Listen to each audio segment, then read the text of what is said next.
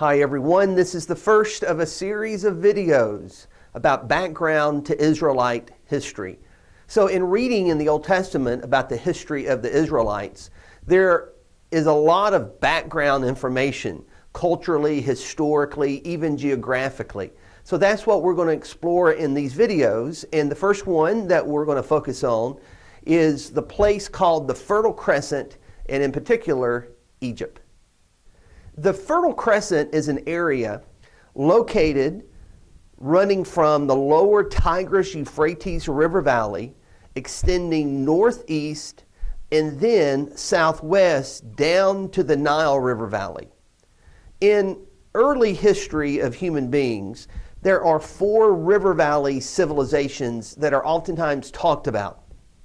There is the Indus River Valley near the border of modern-day India. There is the Yellow River Valley in what we know today as China. But a lot of the early history is focused upon 2 areas, 2 river valleys. One is the Tigris-Euphrates River Valley, which is later on called Mesopotamia by the Greeks, and the Nile River Valley. Now, if you look at the map here, you'll see that to the south of this crescent or this arc is the Arabian Desert. To the north is the Armenian highlands area. Both of those are very arid, but this swath of land going up through the Tigris-Euphrates River Valley and down all the way to the Nile Valley, shaped like a crescent, is agriculturally productive. As a result, this made it possible for early civilizations to flourish. These civilizations developed large populations, and these populations centered in cities that became hubs for trade. And these cities also developed governments that would rule over the land nearby. And commerce, robust commerce developed.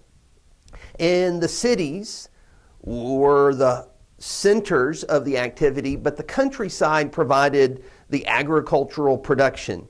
And so people would bring crops into the cities, and then tools and utensils would be produced in the cities and go out to the countryside. As a result, these were also hubs of trade and ideas and technologies. In particular, the Tigris-Euphrates River Valley, again, later known as Mesopotamia, is often called the cradle of civilization. Foundational inventions like writing, the wheel, and the sail developed there. Think how fundamental those are to human societies. Now, the lower region of the Tigris-Euphrates River Valley was the original home of Abram, later on called Abraham.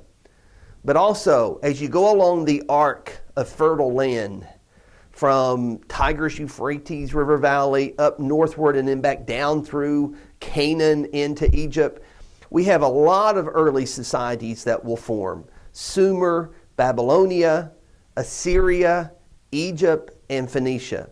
All of these develop within the confines of this fruitful agricultural area. As a result, they were also fertile for the development of very organized societies. Now, what we've talked about so far are well-established historical facts. You pick up any survey of world history and you'll see these things talked about, and you'll probably see a map of the Fertile Crescent. And it's important to note that as you open the Bible, the early events of the Old Testament are taking place in the Tigris-Euphrates River Valley and in the Nile River Valley. And actually, the whole Old Testament is taking place with the backdrop of this whole Fertile Crescent area. In other words, when the Bible opens up and introduces us to human history, this is where the Bible is saying that it's developing and taking place. And archaeology, ever since biblical times, has confirmed that. Of all 4 early river valley civilizations, including the 2 in the Fertile Crescent, one of, if not the most productive river valley of early ancient times, and certainly the most enduring one, was along the Nile River. This region produced the civilization known as Egypt. It is the first major power and first influential culture depicted in the Bible, all the way back to the book of Genesis, and certainly in the book of Exodus. And that's exactly what external history tells us too. When Israelite history starts in the book of Exodus, Egypt is the backdrop. Now, why was Egypt such a big deal? Why did Egypt thrive and thrive for so long? Well, here's some reasons why. The Nile was predictable in its flooding, and it would dump along the shores and way off the shores really rich new soil. As a result, the banks along the Nile and for an extended area beyond really was consistent and productive regarding crop production, especially grains. And again, the Nile was very predictable. It did it every year, almost every year. And it was naturally protected, this area, by geographic realities. To the east and to the west of Egypt were deserts. To the north was the Mediterranean Sea, which was a natural buffer. And to the south, in the upper Nile area, what is called Upper Egypt or Upper Nile area, though it's south on our maps, was a series of cataracts. No, I'm not talking about something on your eye. Cataracts were these shallow areas strewn with rocks and boulders, and as a result, it was difficult to navigate the Nile in this part of Egypt. And as a result, that was a natural southern border. But then it was the Nile itself, not just because of the flooding and what it did to enrich the soil, but also the transportation that the Nile provided. It was a calm, consistent river, except for the flooding. And actually what would happen is that the currents downstream were very consistent, but because of where the Nile is located, winds prevailed off the Mediterranean, and there were winds that blew upstream. And so you could easily go down the Nile with the current, but then release your sail and go up the Nile with the winds pushing you up the Nile. And so as a result, you've got this natural highway system running right through the heart of this fertile, rich soil, and this provided an agricultural base for Egypt, which set up this powerhouse for so long. As a result, Egypt's population booms, and it develops extensive trade with outside regions, other parts of Africa, a little bit across the Mediterranean, and then up into the Fertile Crescent. And as a result, Egypt becomes an economic and political powerhouse, and its culture begins to influence a lot of people even outside of it. And so really for approximately 3,000 years, Egypt maintained a unified, thriving, and enduring civilization, roughly spanning the Old Testament. When you open the pages of the Old Testament, Egypt is there, and it's thriving. When you get to the end of the Old Testament, it's when Egypt begins to wane. So keep in mind that for the backdrop of Israelite history, Egypt is there, prosperous, organized, and sophisticated. Now, of all the enduring marks of ancient Egypt, I mean, it's just like what you put on the poster, right, for Egypt are the pyramids. Now, most of the pyramids date back to what is called the Old Kingdom, which is very old. And you probably know some about this. You've seen documentaries or read books or things such as that. These pyramids were tombs for the kings. And the pyramids, for the most part, were built way before the Exodus. The pyramids would have been seen by people in the days of Abraham, and possibly by Abraham himself, because we are told in Genesis 12 that Abraham traveled to Egypt. Those pyramids existed then. Speaking of the rulers of Egypt, it was the Pharaoh and his rule that was the true unifying force for Egypt for so long. The Pharaoh was not only a political figure that dominated the power and the authority, but the Pharaoh was a religious figure. There was no separation between religion and the state. And so he was seen as the religious leader as well as the political leader. And this was a very religious society. Egypt had multiple gods, and Probably you know this from the burial practices of the Egyptians. They had a vibrant belief in the afterlife. And especially the rulers and other people of means would be buried with items and sometimes even their own servants so they could travel to the next world and have these at their disposal. We've established the fact that the Nile River consistently blessed the land of Egypt. But sometimes there were interruptions to that pattern. For some reason, the weather, the rainfall upstream, something would not work right. And so the floods wouldn't happen. And so Egypt would have a period where their agriculture suffered, even famine. This was not common, but it did happen. And though Egypt was generally secure because of the natural geographic boundaries, there were some occasions where foreign enemies threatened them, unsettled them, and one notable one where a foreign power actually came in and ruled for a while.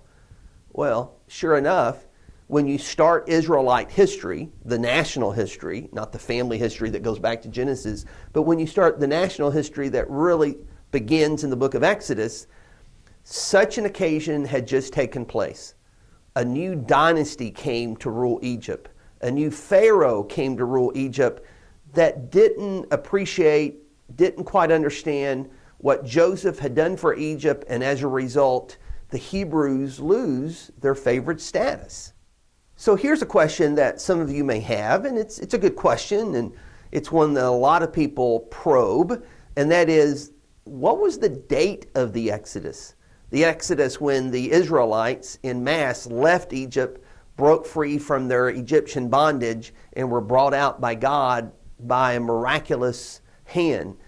Well, there are two schools of thought. First of all, understand for sure the Exodus took place in what is called the New Kingdom period, which is obviously later than the Old Kingdom period, which is when the pyramids were built back in the days of Abraham. So sometime around the fairly early New Kingdom phase do we have the Exodus taking place. And there are two common dates, general dates. One, if you take the best internal evidence of the Old Testament, would point to the fact that it probably took place sometime in the 15th century. There is external evidence that would point to a latter Exodus, possibly in the 13th century. The Bible does not make a big point about that particular date. It really is not all that critical, except generally it's taking place around the early stage of the New Kingdom, which lasts actually for centuries. Something else you might be curious about, because most of us, when we think of Egypt, it's hard for us not to think of this person, and that is King Tutankhamun, commonly known as King Tut. What about King Tut and these Old Testament events involving Egypt? Well, if you go with the 15th century date, which I think is probably solid to go with, then King Tut ruled about 200 years after the Exodus. But his tomb and what it reveals about Egypt is insight regarding the culture of the Egyptians. The items in his tomb show us the access that Egypt had to wealth, particularly their rulers in the upper classes, but still the abundance of gold. It shows just how mighty economically Egypt was and how well situated it was for this kind of power. Now, what about the role of Egypt in Bible history and in Israelite history? We see that Egypt, her ruler and her people, stand in contrast to the people of God. And even her ruler and her people try to stand in opposition to God's will and plans. But of course, that was to no avail. There are really three great civilizations like that in the Bible. First, there's Egypt at the beginning of the Old Testament. Then toward the end of the Old Testament, there's Babylon. And then in the New Testament, there is the Roman Empire. And there are three things about all three of these great civilizations. Great, I mean great, by big, powerful, and influential. First of all, none of them endure. They were so large and so mighty, so prosperous. But they didn't last. They're gone. Second of all, God's plan always triumphed. All three of them, in one way or the other, Egypt, Babylon, and Rome, try to oppose God's plans. And they're not able to do that. God's purposes triumphed. And third of all, God actually used them for his purposes. They were independent societies, and their rulers thought that they were mighty and important. But it was actually God weaving all these events together. And all three of these civilizations fit into the purposes of God. And God uses them for his plan and for his people. And this is certainly the case with the ancient society of Egypt. Well, thanks for exploring this with me, and I look forward to looking at more backgrounds to Israelite history.